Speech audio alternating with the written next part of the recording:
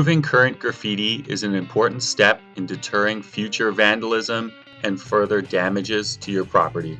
In this video, we will show our brilliant techniques to remove and clean different surfaces and rid them of any current graffiti. The first step in graffiti removal is assessing the material the graffiti has been placed on. Graffiti is safely removed on brickwork, concrete, and metal surfaces.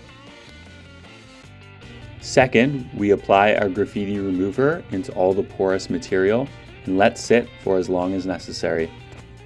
Once the commercial cleaner has worked and the graffiti is starting to lift, we use our hot water, high pressure washer to remove and clean the rest of the surface.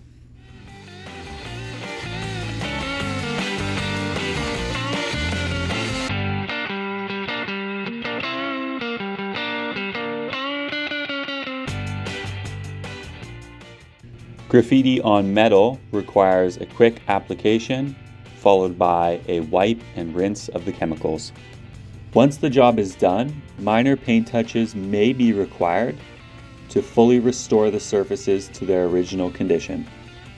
We offer full graffiti removal and graffiti maintenance plans to keep your building and property looking great and graffiti free.